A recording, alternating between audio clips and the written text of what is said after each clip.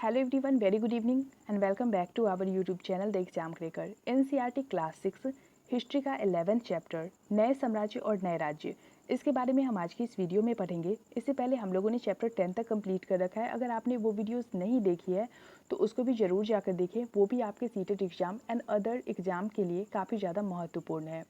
तो शुरू करते हैं हमारी आज की इस वीडियो को। तो यहाँ पे हमें जानकारी दी गई है प्रशस्तियों के बारे में। तो सबसे पहले आप ये जान लो कि प्रशस्तियाँ जो होती है वो किसी की प्रशंसा यानी कि तारीफ में लिखवाई जाती है। तो यहाँ पे हमें बताया गया है कि दरअसल अरविंद गुप्त वंश के प्रसिद्ध राजा समुद्रगुप्त की भूमिका अदा करने जा रहा था। समुद्रगुप्त के बारे में हमें एक लंबे अभिलेख से पता चलता है। वास्तव में यह उनके दरबारी कवि हरिसेन द्वारा संस्कृत में लिखी एक कविता है। इसे करीब 1700 साल पहले लिखा गया। इलाहाबाद में अशोक स्तंभ पर इसकी खुदाई की गई थी। यह एक विशेष किस्म का अभिलेख है जिसे प्रशस्ति कहते हैं। यह एक संस्कृत शब्द है जिसका अर्थ प्रशंसा होता है। प्रशस्तियाँ लिखने का प्रचलन पहले भी था, जैसा हम लोगों ने चैप्टर 10 में गौतमी पुत्र श्री सातकर्णी की प्रशस्ति के बारे में पढ़ा था, परंतु गुप्त काल में इसका महत्व और बढ़ गया था। आगे बात की जा रही है समुद्रगुप्त की प्रशस्ति की। तो समुद्रगुप्त की प्रशस्ति हमें क्या बतलाती है? कवि ने इसमें राजा की एक योद्धा, युद्ध को जीतने वाला विद्वान तथा एक उत्कृष्ट कवि के रूप में भरपूर प्रशंसा करी है। यहाँ तक कि उसे ईश्वर के बराबर बताया है। प्रशस्ति में लंबे लंबे वाक्य दिए गए हैं, यहाँ वैसे ही एक वाक्य का अंश दिया गया है। तो यहाँ पे आप देख सकते हो योद्धा समुद्रगुप्त के बारे में यहाँ पे लिखा गया है कि जिनका शरीर युद्ध मैदानों में कुठारों, कुल्हाड़ियों, तीरों, भालों, बर्छों, तलवारों, लोहे की गदाओं, नुकीले तीरों तथा अन्य सैकड़ों हथियारों से लगे घावों के दाग से भरे होने के कारण अत्यंत सुंदर दिखता है। तो यहाँ पे क्वेश्चन पूछा गया है कि यह वर्णन तुम्हें उस राजा के बारे में क्या बताता है? राजा किस प्रकार युद्ध लड़ते थे? तो उस टाइम राजा युद्ध के मैदान में बिल्कुल आमने सामने की लड़ाई किया करते थे। वो युद्ध लड़ने के लिए गदाओं, तलवारों, भालों और तीरों का भरपूर उपयोग किया करते थे। यहाँ पे हमें हरिसेन के द्वारा 4 विभिन्न प्रकार की नीतियों के बारे में बताया गया है जो कि समुद्रगुप्त राजाओं के साथ किया करते थे। तो मानचित्र में हरे रंग का क्षेत्र आर्यावर्त के उन 9 शासकों का है जिन्हें समुद्रगुप्त ने हराकर उनके राज्यों को अपने साम्राज्य में मिला लिया था। आगे अगर बात करें तो उसके बाद दक्षिणापथ के 12 शासक आते हैं। इनमें से कुछ की राजधानियों को दिखाने के लिए मानचित्र पर लाल बिंदु दिए गए हैं। इन सब के हार जाने पर समुद्रगुप्त के सामने इन्होंने समर्पण कर दिया था। समुद्रगुप्त ने उन्हें फिर से शासन करने की अनुमति दे दी थी। फिर अगला है पड़ोसी देशों का आंतरिक घेरा बैंगनी रंग से रंगा गया है। इसमें असम, तटीय नेपाल, बंगाल और उत्तर पश्चिम के कई गण या फिर संघ आते हैं। ये समुद्रगुप्त के लिए उपहार लाते थे, उनकी आज्ञाओं का पालन करते थे तथा उनके दरबार में उपस्थित हुआ करते थे। बाह्य इलाके के शासक जिन्हें नीले रंग से रंगा गया है संभवतः कुषाण तथा शक वंश के थे। इनमें श्रीलंका के शासक भी थे। इन्होंने समुद्रगुप्त की अधीनता स्वीकार की थी और अपनी पुत्रियों का विवाह इनसे किया था। तो इसमें जो इम्पोर्टेंट है समुद्रगुप्त के बारे में, तो समुद्रगुप्त जो थे वो किस वाद्य यंत्र का यूज किया करते थे, ये काफ़ी ज़्यादा इम्पोर्टेंट है और कई सारे एग्जाम्स में पूछ चुका है। तो आप ध्यान में रखो कि समुद्रगुप्त वीणा बहुत अच्छा बजाते थे और वो वीणा वाद्य यंत्र का यूज करते थे। और उनकी कई सारे सिक्के जो थे, जो कॉइन्स वो जारी करते थे, उसमें भी उनकी जो चित्र होती थी उसमें वो वीणा बजाते नजर आते थे। तो इसको आप ध्यान में रखिएगा क्योंकि इस टाइप के क्वेश्चन आपसे पूछ सकते हैं कि समुद्रगुप्त किस वाद्य यंत्र का यूज करते थे। तो यहाँ पे हमें वंशावलियों के बारे में जानकारी दी गई है। अधिकांश प्रशस्तियाँ शासकों के पूर्वजों के बारे में भी बताती है। यह प्रशस्ति भी समुद्रगुप्त के प्रपितामह, पितामह यानी कि परदादा, दादा, पिता और माता के बारे में बताती है। उनकी माँ कुमार देवी लक्ष्मी गण की थी और पिता चंद्रगुप्त गुप्त वंश के पहले शासक थे। तो ये आपको ध्यान रखना है कि समुद्रगुप्त की जो माँ थी वो लक्ष्मी गण की थी और उनके जो पिता थे वो चंद्रगुप्त गुप्त वंश के पहले शासक थे। ठीक है, जिन्हें हम चंद्रगुप्त मौर्य के नाम से जानते हैं और उन्होंने चाणक्य की मदद लेकर गुप्त वंश की स्थापना की थी, जिन्होंने महाराजाधिराज जैसी बड़ी उपाधि धारण की। समुद्रगुप्त ने भी यह उपाधि धारण की। उसके दादा और परदादा का महाराजा के रूप में उल्लेख है। इससे यह आभास मिलता है कि धीरे धीरे इस वंश का महत्व बढ़ता गया। आगे देखेंगे इन उपाधियों को महत्व के हिसाब से सजाओ। तो पहले राजा आते थे, फिर महाराजा, और सबसे ज़्यादा जो वैल्यू रखते थे वो होते थे महाराजा धीराज। तो ये एक तरह की पदवियाँ हुआ करती थी। तो पहले सबसे जो कम महत्व रखते थे उस टाइम वो राजा, उससे ज़्यादा महाराजा, और सबसे जो अधिक रखते थे वो होते थे महाराजा धीराज। समुद्रगुप्त के बारे में हमें उनके बाद के शासकों जैसे कि उनके बेटे चंद्रगुप्त द्वितीय की वंशावली से भी जानकारी मिलती है।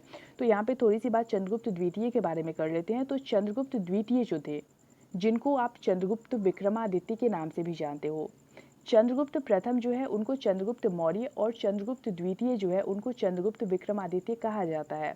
इससे इनसे जो एक रिलेटेड क्वेश्चन पूछा जाता है बार बार एग्जाम में वो ये है कि चंद्रगुप्त विक्रमादित्य के दरबार में कौन सा चीनी यात्री भारत आया था।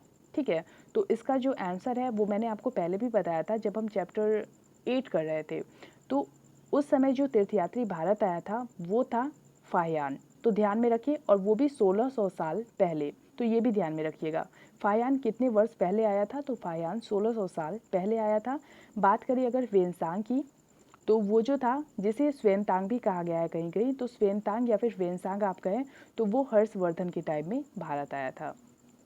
आगे अगर हम बात करें तो उनके बारे में अभिलेखों तथा सिक्कों से पता चलता है उन्होंने पश्चिम भारत में सैन्य अभियान में अंतिम शक शासक को परास्त किया था। ये इंपॉर्टेंट है, इसको ध्यान में रखिएगा। बाद में ऐसा विश्वास किया जाने लगा कि उनका दरबार विद्वानों से भरा था। कवि कालिदास और खगोल शास्त्री आर्यभट्ट उनके दरबार में थे।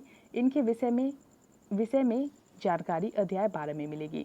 तो यहाँ से जो एक मोस्ट इम्पॉर्टेंट क्वेश्चन बनता है आपका वो ये बनता है कि कालिदास और खगोल शास्त्री आर्यभट्ट जिन्होंने जीरो का आविष्कार किया था वो किसके दरबार में थे। ठीक है, तो वो चंद्रगुप्त द्वितीय, जिन्हें चंद्रगुप्त विक्रमादित्य भी कहा जाता है, उनके दरबार में वो कार्यरत थे। यहाँ पे हमें हर्षवर्धन और उनकी जीवनी हर्षचरित जो कि वान भट्ट के द्वारा लिखी गई है उसके बारे में जानकारी दी गई है। तो जिस तरह गुप्त वंश के शासकों के बारे में अभिलेखों तथा सिक्कों से पता चलता है, उसी तरह कुछ अन्य शासकों के बारे में उनकी जीवनी से पता चलता है। ऐसे ही एक राजा हर्षवर्धन थे जिन्होंने करीब 1400 साल पहले शासन किया था। तो अभी हमने बात करी कि हर्षवर्धन के शासनकाल में जो वेनसांग आए थे वो करीब 1400 साल पहले आए थे, यानी कि उनके ही शासनकाल में वो आए थे। तो इसको ध्यान में रखिएगा। फिर है कि उनके दरबारी कवि वान भट्ट ने संस्कृत में उनकी जीवनी हर्षचरित लिखी है। क्वेश्चन आपसे ये पूछ सकता है कि हर्षवर्धन की जो जीवनी है उसका नाम क्या है, तो ये हो गया हर्षचरित। फिर है कि उसको किसने लिखा है, तो वान भट्ट। और क्वेश्चन ये भी पूछा जा सकता है आपसे कि हर्षचरित जो है वो किस भाषा में लिखी गई है, तो उसका आंसर हो जाएगा आपका संस्कृत। तो इसकी जो हर लाइन है वो इम्पोर्टेंट है, तो इसको ध्यान से देखिए और समझिए। इसमें हर्षवर्धन की वंशावली देते हुए उनके राजा बनने तक का वर्णन है। चीनी यात्री स्वेनतांग, जिसको आपको कहीं कहीं वेनसांग भी लिखा मिल सकता है, जिसके बारे में हमने चैप्टर 10 में पढ़ा है, काफ़ी समय के लिए हर्ष के दरबार में रहे। उन्होंने वहाँ जो कुछ देखा उसका विस्तृत वर्णन किया है। हर्ष अपने पिता के सबसे बड़े बेटे नहीं थे, पर अपने पिता और बड़े भाई की मृत्यु हो जाने पर थानेसर के राजा बने। कहाँ के राजा बने, थानेसर, ध्यान में रखिएगा। फिर है उनके बहनोई, यानी कि उनके जो ब्रदर इन लॉ थे वो कन्नौज के शासक थे। जब बंगाल के शासक ने उन्हें मार डाला तो हर्ष ने कन्नौज को अपने अधीन कर लिया और बंगाल पर आक्रमण कर दिया। ठीक है, आगे दिया गया है कि मगध तथा बंगाल को जीतकर उन्हें पूर्व में जितनी सफलता मिली थी उतनी सफलता अन्य जगहों पर नहीं मिली। जब उन्होंने नर्मदा नदी को पार कर दक्कन की ओर बढ़ने की कोशिश की तब चालुक्य नरेश पुलकेशियन द्वितीय ने उन्हें रोक दिया। तो यहाँ से क्वेश्चन ये बन के आ सकता है आपका कि हर्षवर्धन को नर्मदा नदी के तट पर किसने रोका था, तो वो थे चालुक्य नरेश पुलकेशियन द्वितीय। आगे देखेंगे हम पल्लव, चालुक्य और पुलकेशियन द्वितीय की प्रशस्तियाँ। इस काल में पल्लव और चालुक्य दक्षिण भारत के सबसे महत्वपूर्ण राजवंश थे। तो अभी जो हम पढ़ रहे थे वो सब उत्तर भारत के बारे में पढ़ रहे थे, तो अब यहाँ से दक्षिण भारत का इतिहास शुरू होता है। पल्लवों का राज्य उनकी राजधानी कांचीपुरम के आसपास के क्षेत्रों से लेकर कावेरी नदी के डेल्टा तक फैला था, जबकि चालुक्यों का राज कृष्णा और तुंगभद्रा नदियों के बीच स्थित था। इसको भी ध्यान में रखिएगा, काफ़ी ज़्यादा इंपॉर्टेंट है ये। फिर आगे है चालुक्यों की राजधानी एहोल थी। ये क्वेश्चन मोस्ट इंपॉर्टेंट है और पहले पूछ चुका है एग्जाम में, तो इसको ध्यान में रखिएगा। चालुक्यों की जो राजधानी थी वो थी एहोल। यह एक प्रमुख व्यापारिक केंद्र था। धीरे धीरे यह एक धार्मिक केंद्र भी बन गया जहाँ कई मंदिर थे। पल्लव और चालुक्य एक दूसरे की सीमाओं का अतिक्रमण करते थे, यानी कि वो विरोधी थे। ठीक है, अतिक्रमण का अर्थ होता है कि उनकी जो सीमाएं होती है उसमें अपना अधिकार जताना। मुख्य रूप से राजधानियों को निशाना बनाया जाता था जो कि समृद्ध शहर थे। पुलकेशियन द्वितीय सबसे प्रसिद्ध चालुक्य राजा थे। क्वेश्चन ये बन के आ सकता है कि चालुक्य वंश के जो राजा थे उसमें सबसे प्रसिद्ध राजा कौन थे, तो वो थे आपके पुलकेशियन द्वितीय।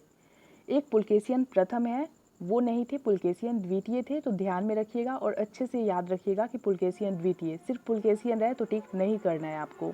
फिर है उनके बारे में हमें उनके दरबारी कवि रविकृति द्वारा रचित प्रशस्ति से पता चलता है। इसमें उनके पूर्वजों, खास तौर से पिछली 4 पीढ़ियों के बारे में बताया गया है। पुलकेशियन द्वितीय को अपने चाचा से यह राज्य मिला था। रवि कीर्ति के अनुसार, रवि कीर्ति कौन थे? पुलकेशियन द्वितीय के दरबारी कवि। तो रवि कीर्ति के अनुसार उन्होंने पूर्व तथा पश्चिम दोनों समुद्र तटीय इलाकों में अपने अभियान चलाए। इसके अतिरिक्त उन्होंने हर्षवर्धन को भी आगे बढ़ने से रोका। हर्ष का अर्थ आनंद होता है। कवि का कहना है कि इस पराजय के बाद हर्ष अब हर्ष नहीं रहा। पुलकेशियन द्वितीय ने पल्लव राजा के ऊपर भी आक्रमण किया, जिसे कांचीपुरम की दीवार के पीछे शरण लेनी पड़ी। तो जब पुलकेशियन द्वितीय ने पल्लव राजा पर आक्रमण किया तो उनको, यानी कि पल्लव राजा को, कांचीपुरम की दीवार के पीछे शरण लेनी पड़ी थी। पर चालुक्यों की विजय अल्पकालीन थी।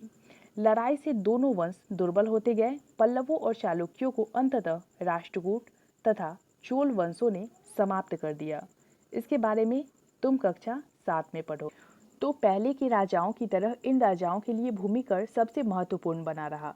प्रशासन की प्राथमिक इकाई गांव होते थे, इसलिए धीरे धीरे कई नए बदलाव आए। राजाओं ने आर्थिक, सामाजिक, राजनीतिक या सैन्य शक्ति रखने वाले लोगों का समर्थन जुटाने के लिए कई कदम उठाए। उदाहरण के तौर पर अगर हम देखें तो फर्स्ट है, कुछ महत्वपूर्ण प्रशासकीय पद अनुवांशिक बन गए, अर्थात बेटे अपने पिता का पद पाते थे। जैसे कि कवि हरिसेन अपने पिता के ही तरह महादंड नायक अर्थात मुख्य न्याय अधिकारी थे।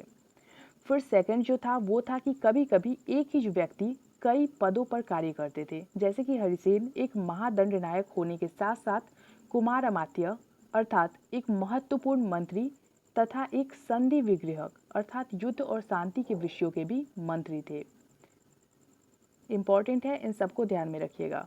फिर है संभवतः वहाँ के स्थानीय प्रशासन में प्रमुख व्यक्तियों का बहुत बोलबाला था। इनमें नगर श्रेष्ठ यानी मुख्य बैंकर या शहर का व्यापारी, सार्थवाह यानी व्यापारियों के काफिले का नेता, प्रथम कुलीक अर्थात मुख्य शिल्पकार तथा कैस्थो यानी कि लिपिकों के प्रधान जैसे लोग होते थे। यहाँ से सेना के एक नए प्रकार की शुरुआत हुई थी। तो उनकी जो आर्मी थी वो डेवलप होने लगी थी। तो यहाँ पे कुछ राजा अभी भी पुराने राजाओं की तरह एक सुसंगठित सेना रखते थे, जिसमें हाथी, रथ, घुड़सवार और पैदल सिपाही होते थे। पर इनके साथ साथ कुछ सेना नायक भी होते थे जो आवश्यकता पड़ने पर राजा को सैनिक सहायता दिया करते थे। इन सेना नायकों को कोई नियमित वेतन नहीं दिया जाता था। बदले में इनमें से कुछ को भूमिदान दिया जाता था। दी गई भूमि से ये कर वसूलते थे, जिससे वे सेना तथा घोड़ों की देखभाल करते थे। साथ ही वे इससे युद्ध के लिए हथियार जुटाते थे। इस तरह के व्यक्ति सामंत कहे जाते थे। ठीक है, तो सामंत किसको कहते थे ये समझा भी हमने। जहाँ कहीं भी शासक दुर्बल होते थे, ये सामंत स्वतंत्र होने की कोशिश करते थे। यानी कि राजा जहाँ पे भी कमजोर पड़ने लगते थे, वहाँ पे ये सामंत जो होते थे वो आक्रमण करके अपना राज्य, यानी कि वो खुद राजा बनने की कोशिश किया करते थे। दक्षिण के राज्यों में सभाएं। पल्लवों के अभिलेखों में कई स्थानीय सभाओं की चर्चा है। उनमें से एक था ब्राह्मण भूस्वामियों का संगठन, जिसे सभा कहते थे। तो सभा किसे कहते थे, ये क्वेश्चन बन के आता है आपका। तो सभा ब्राह्मण भूस्वामियों का एक संगठन था। काफ़ी ज़्यादा इंपॉर्टेंट है, इसको ध्यान में रखिएगा। ये सभाएं उप समितियों के जरिए सिंचाई, खेती बाड़ी से जुड़े विभिन्न काम, सड़क निर्माण, स्थानीय मंदिरों की देखरेख आदि का काम किया करती थी। जिन इलाकों के भूस्वामी ब्राह्मण नहीं थे, वहाँ उर नामक ग्राम सभा के होने की बात कही गई है। तो जिन इलाकों में भूस्वामी ब्राह्मण नहीं थे, वहाँ उर नामक सभा होने की बात कही गई है। ये इंपॉर्टेंट है, ध्यान में रखिएगा। नगरम व्यापारियों की एक संगठन का नाम था। क्वेश्चन आपका ये पूछा जा सकता है कि नगरम किसको कहते हैं। तो नगरम जो था वो व्यापारियों की एक संगठन का नाम था। ये क्वेश्चन पूछ भी चुका है पहले, तो इसको अच्छे से ध्यान में रखिएगा। संभवतः इन राजाओं पर धनी तथा शक्तिशाली भूस्वामियों और व्यापारियों का नियंत्रण था। इनमें से बहुत सी स्थानीय सभाएं शताब्दियों तक काम करती रही। उस जमाने में आम लोग, तो उस टाइम जो ऑर्डिनरी पीपल्स हुआ करते थे उसके बारे में हम थोड़ी सी बात कर लेते हैं। तो जनसाधारण के जीवन की थोड़ी बहुत झलक हमें नाटकों तथा कुछ अन्य स्रोतों से मिली है। तो उसके कुछ उदाहरण हम यहाँ देख सकते हैं। कालिदास अपने नाटकों में राज दरबार के जीवन के चरित्र के लिए प्रसिद्ध है। इन नाटकों में एक रोचक बात यह है कि राजा और अधिकांश ब्राह्मणों को संस्कृत बोलते हुए दिखाया गया है। तो उस टाइम जो राजा होते थे और ब्राह्मण हुआ करते थे वो संस्कृत में बात करते थे, जबकि अन्य लोग तथा महिलाएं प्राकृत बोलते हुए दिखाए गए हैं। तो आम भाषा जो होती थी, जब हम बौद्ध धर्म का उपदेश देख रहे थे, जैन धर्म का उपदेश देख रहे थे, तो हमने देखा था कि गौतम बुद्ध और वर्धमान महावीर जो थे उन्होंने अपनी उपदेश जो थी, उनकी जो शिक्षा थी वो प्राकृत में दिया था। काफ़ी ज़्यादा इंपॉर्टेंट है, इसको भी ध्यान में रखिएगा। तो वो इसलिए दिए थे उन्होंने क्योंकि आम लोग जो थे, यानी कि ऑर्डिनरी पीपल्स जो थे, आम लोगों की जो बोलचाल की भाषा थी, सामान्य लोगों की भाषा थी, वो प्राकृत ही थी। वो प्राकृत को ही समझते थे, इसलिए उन्होंने प्राकृत में दी थी। तो उनका सबसे प्रसिद्ध नाटक अभिज्ञान शाकुंतलम दुष्यंत नामक एक राजा और शकुंतला नाम की एक युवती की प्रेम कहानी है। क्वेश्चन आपसे ये पूछ सकता है कि अभिज्ञान शाकुंतलम किसके द्वारा रचित है। तो कालिदास के द्वारा रचित है। और इस अभिज्ञान शाकुंतलम में दुष्यंत नामक एक राजा और शाकुंतला नाम की एक युवती की प्रेम कहानी का वर्णन है। तो इन नामों को भी ध्यान में रखिएगा। इस नाटक में एक गरीब मछुआरे के साथ राज कर्मचारियों के दुर्व्यवहार की बात कही गई है। तो यहाँ पे एक मछुआरे को एक अंगूठी मिली, ये इंपॉर्टेंट नहीं है, इससे रिलेटेड आपके एग्जाम में कुछ नहीं आएगा।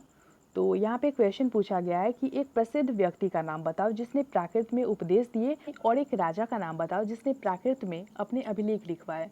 तो जब हम पिछले चैप्टर्स देख रहे थे तो हमने देखा कि वर्धमान महावीर और गौतम बुद्ध ने अपनी जो शिक्षाएं थी, अपने जो उपदेश थे उनके, वो प्राकृत में दिया था उन्होंने। और सम्राट अशोक जो थे उन्होंने अपने अभिलेख प्राकृत में भी लिखवाए थे। ठीक है, तो ये क्वेश्चन क्लियर हो गया हमारा।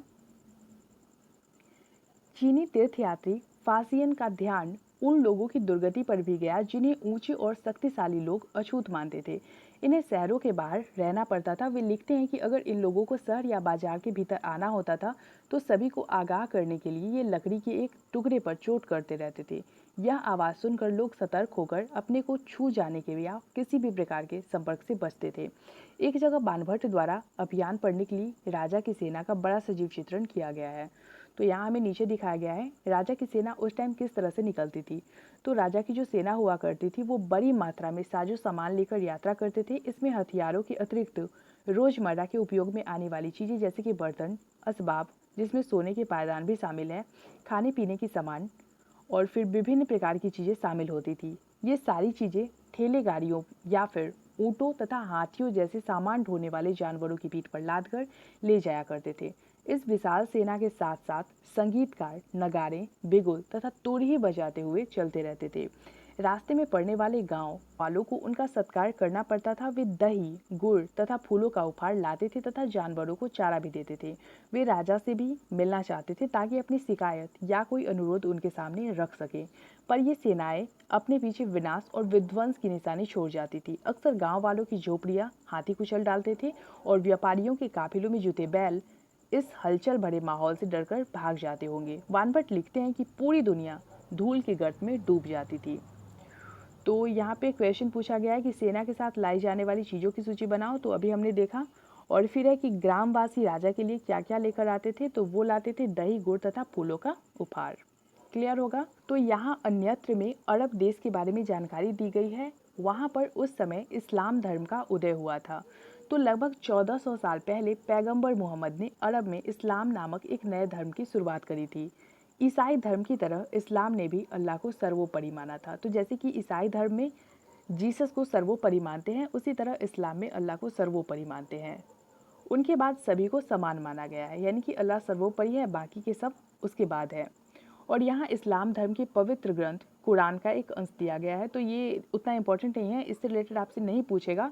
आपको बस ये ध्यान रखना है कि इस्लाम की शुरुआत 1400 साल पहले हुई थी और फिर इस्लाम का जो पवित्र ग्रंथ है उसका नाम कुरान है। ठीक है, फिर आगे देखेंगे हम। यहाँ पे कुछ उपयोगी शब्द जो कि हमने इस चैप्टर में देखा वो है आपका प्रशस्ति, आर्यावर्त, दक्षिणापथ, वंशावली, अनुवांशिक पदाधिकारी, सामंत, सभा और नगरम। तो ये किस चीज़ को कहा जाता था, इसको हमने अर्थ सहित समझा है, तो इसको ध्यान में रखिएगा, इससे रिलेटेड क्वेश्चन आपके पूछे जा सकते हैं। तो यहाँ पे इस चैप्टर से रिलेटेड जो महत्वपूर्ण क्वेश्चंस हैं वो हमसे पूछे गए हैं, तो इसको भी करते चलते हैं ताकि इम्पोर्टेंट जो भी हो उसका रिविजन हो जाए। तो क्वेश्चन नंबर 1 में सही या फिर गलत बताना है हमें। तो क जो है आपका, इसमें कहा गया है कि हरिसेन ने गौतमी पुत्र श्री सातकर्णी की प्रशंसा में प्रशस्ति लिखी। तो नहीं, ऐसा बिल्कुल नहीं था। गौतमी पुत्र श्री सातकर्णी की प्रशंसा में जो प्रशस्ति लिखी गई थी वो उनकी माता जी ने लिखवाया था। ठीक है, तो ये जो है वो हो जाएगा आपका रॉन्ग। फिर है आर्यावर्त के शासक समुद्रगुप्त के लिए भेंट लाते थे। तो ये जो कथन है वो हो जाएगा गलत, ऐसा भी नहीं था। फिर ग है कि दक्षिणापथ में 12 शासक थे, तो ये बिल्कुल सही है। फिर घ में कहा गया है कि गुप्त शासकों के नियंत्रण में 2 महत्वपूर्ण केंद्र तक्षशिला और मदुरई थे, तो ये गलत है। फिर अंग है एहोल पल्लवों की राजधानी थी, तो एहोल जो है वो पल्लवों की राजधानी नहीं थी, ये भी गलत है। फिर है दक्षिण भारत में स्थानीय सभाएं सदियों तक काम करती थी, ये जो है वो एकदम सही है। फिर क्वेश्चन नंबर 2 में कहा गया है कि ऐसे 3 लेखकों के नाम बताओ जिन्होंने हर्षवर्धन के बारे में लिखा है। तो हर्षवर्धन के बारे में बाणभट्ट ने लिखा है, स्वेनतांग जिन्हें ह्वेनसांग कहते हैं उन्होंने लिखा है, और फिर रवि कीर्ति ने भी लिखा है। क्वेश्चन नंबर 3 अगर देखें तो इस युग में सैन्य संगठन में क्या बदलाव आए थे। तो अगर बात करें इस युग में सैनिक संगठन के बदलाव की, तो उस समय राजा एक सुसंगठित सेना रखते थे जिसमें हाथी, रथ, घुड़सवार और पैदल सिपाही हुआ करते थे। राजा सेना नायक भी रखते थे जो आवश्यकता पड़ने पर राजा को सैनिक सहायता दिया करते थे। इन सेना नायकों का कोई नियमित वेतन नहीं दिया जाता था, इन्हें भूमि दान दिया जाता था जिससे ये कर वसूलते थे और फिर घोड़े और सेना की देखभाल किया करते थे।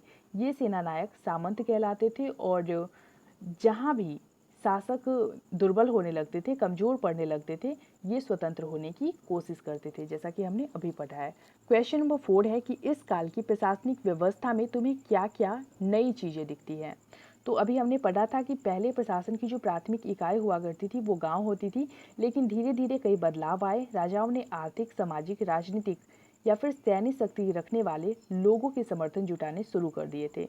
उदाहरण के तौर पर यदि हम देखें तो उस समय कुछ महत्वपूर्ण प्रशासकीय पद जो थे वो अनुवांशिक कर दिए गए थे।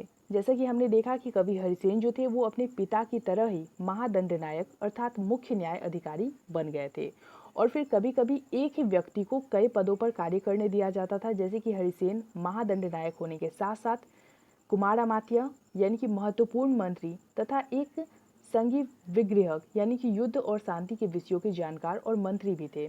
स्थानीय प्रशासन में भी प्रमुख व्यक्तियों का बोलबाला हुआ करता था। इसमें नगर श्रेष्ठ, सार्थवा यानी कि व्यापारियों के काफिले का नेता, प्रथम कुली जिन्हें शिल्पकार कहा जाता था, और फिर कास्ट जो कि लिपिक का काम करते थे वो महत्वपूर्ण हो गए थे। बात करें अगर इस चैप्टर की महत्वपूर्ण तिथियों की, तो वो है गुप्त वंश की शुरुआत जो कि 1700 साल पहले हुई थी, और हर्षवर्धन का शासनकाल जो कि 1400 साल पहले हुआ था।